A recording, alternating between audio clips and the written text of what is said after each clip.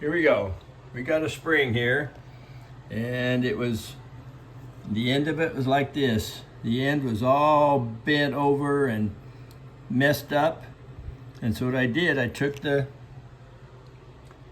door stopper here, the spring, and I pried it open a little bit harder. And then I got some pliers or wire cutters and cut that off. See where I cut that off? That was the part that was bent, where it was just laying on its side. It wouldn't hook into this hole here. Let me show you how it works. There's a little groove right here, and the end of this goes into that, and then it screws.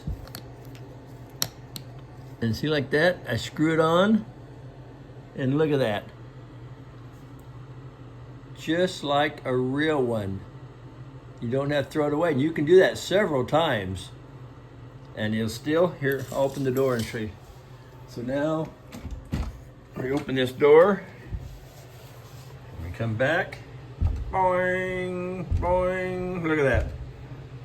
Works perfect. All I had to do, it was down, it was like that, bent clear over on the ground.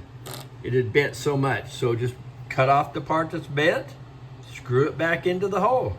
That simple.